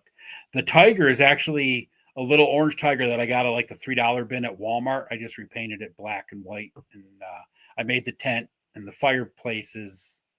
I think that's one of those Formative Soldiers or not or power World team. Peacekeep Power Yeah, Team. Yep. Yeah, you sent me one of those. Yeah, Yep. yeah, that's the fireplace or the fire from them. That's what that one is. You know, it'd be interesting for you to do. Do you have the Tiger Force Recondo? I don't anymore. I had him, but he fell off the shelf and his shoulder broke. So I was gonna say what would be cool is to take the torso from the Tiger Force Recondo, put him with the pants on the retro Recondo, and then you've got that white tiger hunt yeah, color vibe.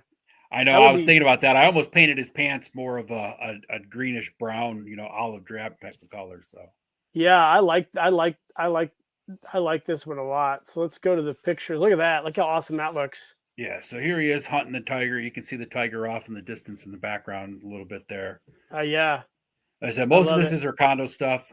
I took some of that cloth and I made the net for the pygmy gorilla and just made it camouflage instead of building a crate because I thought that was ridiculous. I mean, Joe, no matter what, would not be catching a tiger in a crate that he's just taking out with him in the, on his back or anything, right? First off, I don't give a shit how strong G.I. Joe is. He's not lifting a fully grown tiger he just tranquilized. Right. Yeah, he's exactly. doing it. Yeah, exactly. I mean, so I figured if I had him tranquilized in a net, I could have the helicopter drop in, pick him up, and take him out, right? But I made the tent out of some material and some dolls. I love the tent. Stuff. And, the tent's great looking, man. Yeah, this is great. This is just, again, this looks like an awesome set that they could easily do. Yeah, like I said, most of it's classified stuff. I mean, the tent literally, they could easily make a tent. I mean, that's nothing, This is just a couple more poses of the actual character. I mean, the gear that comes with Recondo could easily be transitioned over to a 100%. put on an adventurer, right? Yep. Like I said, had I had the different pants for this guy, he would have been perfect, with or top green and the bottoms tan or whatever. Yeah, I love Recondo. Recondo's, my son has a Tiger Force Recondo. I've been eyeing the vintage one because I had him when I was a kid and I loved him. The retro version is a better figure. It's on the same buck, but they did a better job when they actually made it, like as far as the joints and stuff. So yeah, if it goes on more of a sale on Amazon, it's still too pricey for me. Yeah. If I ever find one in I think I got this one. I had I got him and Duke off of BBTS, but they were both like $24, but I had like $35 in credit from BBTS. So I was cool. Yeah, I'll just pick these guys up. So, and here's another version of the logo that ChatGPT kind of created. I like this one a lot too. Yeah, both of them are really cool. I sent you one of those wooden compass things that I made. You did, right? yeah, I have it. Yeah, I got it. And that kind of inspired this whole thing, right? Because it's just a cool effect to have that. The circle's cool, like the traditional one, right? But like just having a compass just throws more like an adventure, vibe to it, right? Yeah, that'd be easy to 3D print that too. Oh yeah, easy. Yeah. If you ever wanted me to print you some crates with that on there, I could do that. That would be cool. And that's So pretty much it for my set. I had a picture in here that didn't fit because StreamYard has, it's yeah, the 50 megabyte limitations. limit. But I took a picture of the Breaker version 2 figure, the head side by side with the blonde hair and the brunettes, the traditional style, and that head could easily be add a scar to it, and you're golden, right? It's Yeah. such a generic looking face. I mean, Yep. Absolutely. And I think, you know, I wouldn't even care if I would love to see them do like a vintage head. I, I 100%, 100%. I think they could easily do it with printing today. It probably wouldn't take them any time at all to do it. They probably already have one done if I'm guessing. Yeah.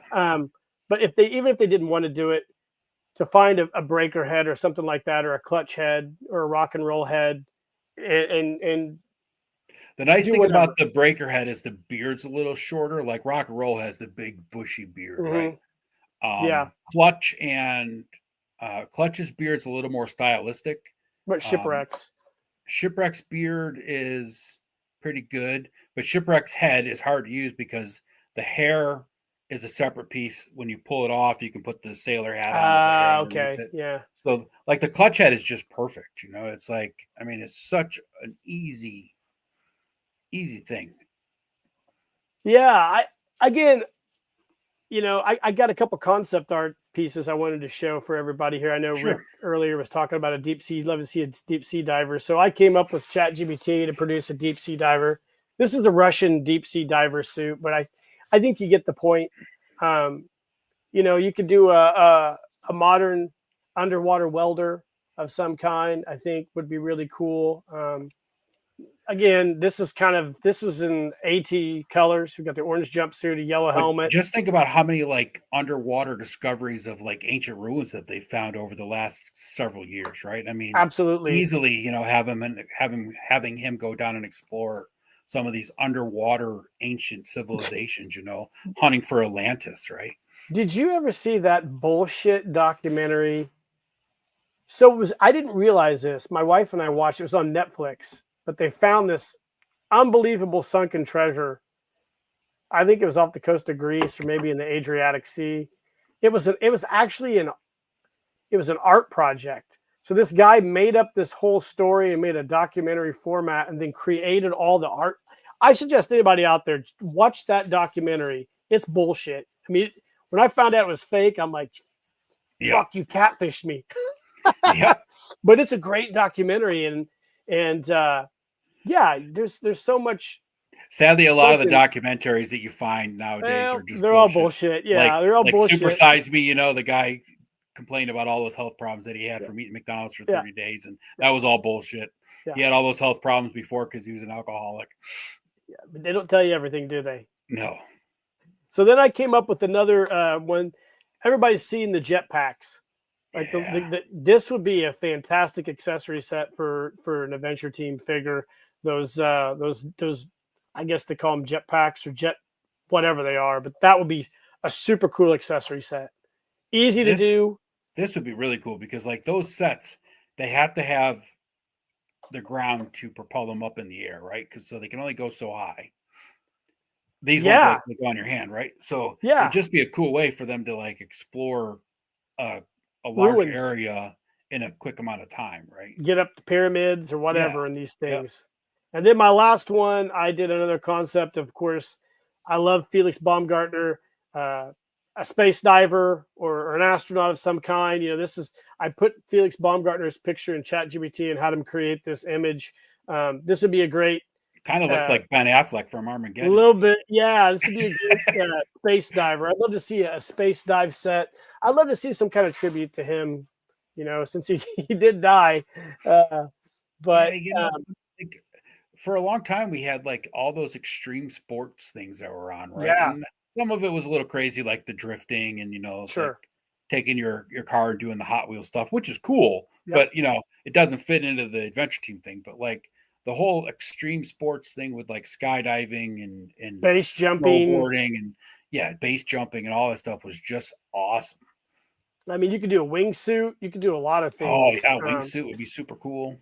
Yeah, I think that's the point we're trying to make tonight with this whole presentation is that I know everybody loves classified. They love the military stuff. But we're not saying that it sucks. I'm just saying like you could piggyback on top of that and go and branch off into another just direction. expand the market. I mean, Yeah. shit, you know.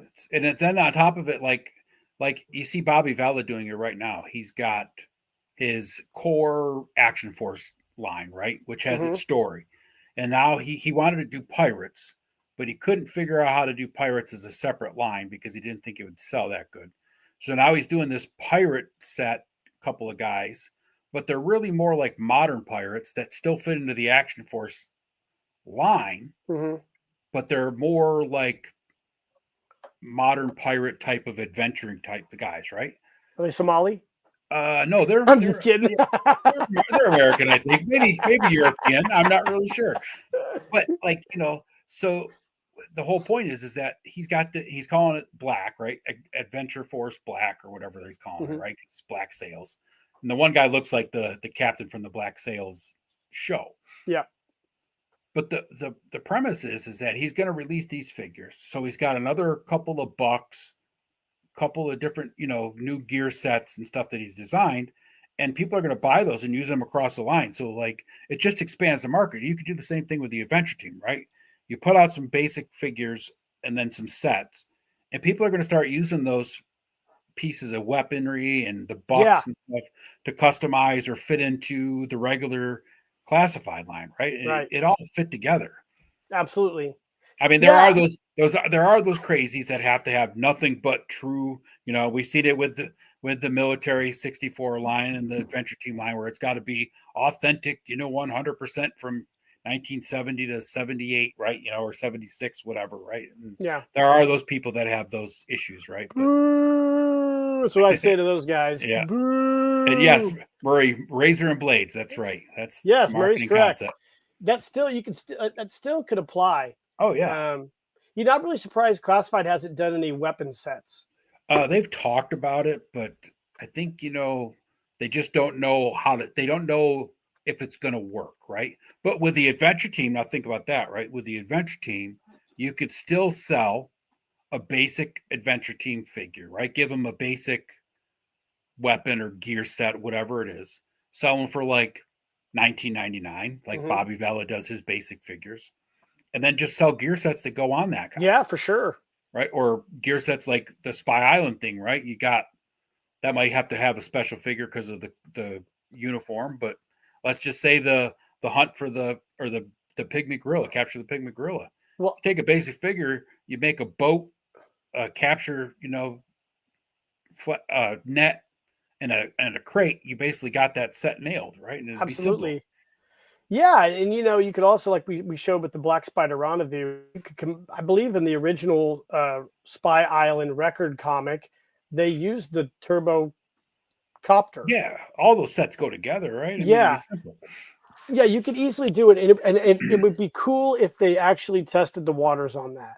It would be. It would be. Like you said, you start with a really cool set. Like everybody loves the animals. So if you started with something like a white tiger or a pygmy gorilla set, right? That'd be cool. Or you start with something that's iconic, like the Secret Mission to Spy Island. Yep. You know, and like you said, release him as a Pulse exclusive, you know, a con exclusive, so you can only get it at the con and then on Hasbro Pulse, or, you know, even through BBTS. I mean, BBTS will buy and sell pretty much anything anybody wants to launch at them if you give them the right price for it. Yeah, I think if you did that search for Spy Island, you did the all black, then you could do the variant and the camouflage. Yep. Right. And then you could if you're going to do it like a PulseCon exclusive or Pulse exclusive, you could put different head sculpts in there. You could just give them the scar. I'm just saying, just give them the fucking scar. Yeah, exactly. And I think you're going to get people. I know Rick Bradshaw would probably be like, I'm going to get that. He's probably going to buy all variations because Rick likes to buy everything. Well, it's like you said, right? With what we all know today, if you gave us a classic looking head, even if it's not an exact replica of the classic head, if it's something very similar with the parted down the side hairdo, whatever, right? And gave him a scar. If we wanted him flocked, we just flocked the damn things. Yeah, I'd flock him. I mean, I taught Angelo how to flock many, many years ago, and the guy's, Amazing. the master of it now, right? He's Yeah. the master He flocker. flocks the shit out of those heads. Yep. Yeah. And like I said, you don't have to flock them. Just sculpt the hair. We'll do the rest. Yep. Exactly. And we'll customize them and we'll kit bash them and Yep. we'll go from there. But I think testing the waters is hopefully in the mix. I mean, of course, there's a lot of factors that we don't even know about. Obviously, Yeah. financial factors, marketing factors, whether or not the team really is into it. The only thing that we have going for us is the fact that nobody but Hasbro has any claim to GI Joe. Yeah. Anybody that's making it has been told by Hasbro that they can. So it's not like Hasbro's got to wait for Disney's approval or, Right. this license's approval. They can just do it, right? Yep. And I think if they did it as a con exclusive and just to test the waters, that they'd be really surprised at how many people would just scoop that set up, especially like a Spy Island set. Because sure, maybe it doesn't fit into the Real American Hero classified line that we have today, but you could easily fit a Spy Island set into the military aspect of the Real American Hero simply, right? Absolutely. Do they have a raft yet for classified? No, they do not. I'm surprised they don't have that, like that Cobra raft set for Firefly. I know, yeah, like a Zodiac style raft. I mean, yeah, man. I think I again, I'm probably biased because I'm a big Adventure Team guy, but I'm just a GI Joe fan in general too. So I'm not saying I love all GI Joes. They just released that Cobra Claw, right? I mean, imagine having a hang glider set. That'd be super. Oh my God! Right? Remove some of the weapons on it and make it tech stuff, so it's like a lidar with on a hang glider. I mean, there's so many, like I said, with how modular classified is now, and the fact that they've got a lot of the base bodies in place. Oh yeah, that's right. All you just need to do is recolor them. Kaz is correct. Valaverse has a raft coming out now. I don't know what's going to look like. I don't know if it's a Zodiac style or what it is. I haven't seen any pictures of it. Yeah, but Bobby announced that at DFW this year, I believe. Yeah, I think we're onto something here. I think we've got good concepts, and I think we got good ideas, and I think our heart's in the right place. And I really think that we just need to have everybody that's watching or will watch this in the future just write a physical Tony's Instagrams yep. and pound the hell out of them until they say okay. Write a physical letter. Right. Do something. But yeah, I think it would be a great idea. And I think I'm not saying I'm anti-military, but I think just being a parent of a kid who's 7, and we talk about science and exploration a lot, I think that's an important thing to push on kids. I think. Yeah, I agree 100%. And I've heard a lot of people, I have a lot of friends that are my age or a little bit younger that have kids way younger than my kids, right? I started when I was early. I have a daughter that's, 30 years old. So, I mean, I started when I was young, right? Yep. But I know a lot of people that have kids that are younger and they don't want the violent toys for them if they don't have to, right? And they don't want the violent TV shows. And you could easily do something that if you created the Adventure Team, right, in the classified size, you could do some of the basic figures. Then you could have sets like Magnum Power or Spy Island that are more military themed put out there. If the parents don't want to buy them, they don't have to, right? But then you could have the, instead of capture the pygmy gorilla, rescue the, the gorilla, or, save the white tiger as opposed to, hunt for the white tiger. I mean, there's ways to spin it that work in a more socially acceptable manner in today's world. Well, not to get on my soapbox, but I'm going to kind of, you ever seen the meme that's been floating around lately? It's like, sometimes it's Charlie Brown sitting next to Snoopy, or sometimes it's Scooby sitting next to Shaggy, and it says, "I missed the world before I knew what it was really like." Yeah. I often now, when I look at my son, I think about me when I was 6 and 7 years old, and I can, fortunately, I can remember what that was like. And I remember we had a Kmart telescope, and I had it in my room positioned at the moon. And every night in the summer, I would look at the moon, and all I wanted was to go to space. Yep. I just wanted so bad to be an astronaut. And I wanted so bad to be a scuba diver. And I wanted so bad to be the guy that goes and explores things, you know, and that's all I Dude, wanted as a kid. I was a Boy Scout my whole childhood, right? Cub Scouts, Boy Scouts. And the formality of it was fine for me, right? But the thing that I loved most is that like we went and explored things, right? We were out there in Mhm. the camping and we got to go to places like, that taught Indian lore and, just all those things. And it's like, as a kid, same thing with you as like the telescope. I didn't have a telescope, but there were many nights in the summer that I would sit outside on my back porch and just lay on the ground staring at the stars, trying to see everything I could possibly see because I lived out in the middle of nowhere, so I could see everything. It was Mhm. pitch black, and I would just lay out there, and watch the stars. To this day, I still do that. I mean, it's just And hoping we that the need, aliens come and take me sometime, and it hasn't yeah, happened yet. I'm praying for him to come now, but we just, in my opinion, dude, we need a toy line to inspire children and parents to be like, to do better, to be better, to want more than this fucking nightmare that we seem to subject ourselves to day in and day out. Well, it's like we said, right? It's easy with this type of line. You can easily make a box that is exciting to look at, right, with the artwork, Yep. and then on the inside, it would be no big deal to put some print of the pyramids with some history of the pyramids. The whatever, right? A tiger. If you're doing a tiger thing, talk about how endangered the white tigers are, or Right. just something. And it doesn't have to be that in depth, right? Just a blurb so the kids can look at it, get excited, and then take in, go save the tiger, go explore the Egyptian, pyramids, I whatever. love it, man. I love it.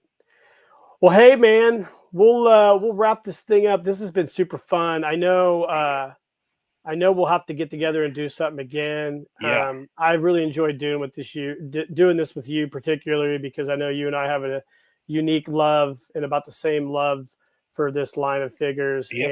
And couldn't think of anybody better to do this with, man. I really Yep. Me appreciate you neither, brother. contributing to this. Before we go, tell everybody what you got going on, where they can find you, what you got coming up. I'm all over the YouTubes. I mod for a lot of different peoples. Anybody You that's do. interested in building diodes, even if you build them in 1/6 scale, You do a great um, job. random diorama. I know Akxion Figs. He comes in there on Friday nights with us. He usually starts on around midnight, so it's late, but midnight Eastern time. So it's late, but he just does painting techniques and doing stuff out of foam. So if you ever want to learn, stop in there. I mod for that channel. Saturday nights, I'm always on Nostradamus' Toys Clubhouse on That's a Nostradamus good Toys show. channel. It's you guys go Oh forever. yeah, that's a long one. We usually go from like 10 to 3, 4, 5. Yep. One time That's a we went, marathon. yeah, one time we went to like 7 or 8 in the morning. I'm Done a gonna 20, done a 24-hour show on that. I'd like to make it on there over the holidays this year. Yeah, Keep me in mind. I'd like to come on yeah, sometime and shoot the shit yeah. with you I'll guys. definitely bring you on. Yeah. We let anybody on that's knows somebody that's already on there, right? I Yep. mean, Yep. we used to have open mic night, but we got a couple of questionables on there, so we had to shut that down. Can't do that. You can't do that shit. Yeah. Sorry. And As then cool as it sounds. next Tuesday will be on my channel, the Toy Elite Network on Akxion Great show. Figs. My partner, Mr. Wonderful Travis, him and I will be discussing, are you ashamed of your plastic toy collection? I That's saw what the that. topic is. That's That's what what the topic is this Tuesday. So we try to cover things that are toy related, but aren't like just talking about certain toy lines that are coming out, things that really, you know, really deal with the collecting of it. What type of collector are you? What type of lines do you think are most popular? What size is best? All that type of stuff. So this week is, are you ashamed of your plastic collection? I don't know if many of us are. We're probably all ashamed of the amount Not of money most we of spend us, on it. but I know there are some people that, are still embarrassed to bring, friends over to their house. I mean, I have 0 rooms in my house right now that don't have a toy in it except for my son's room. And he's probably got some of his own figures in there. So I'm ashamed of my son's Shogun Warriors collection.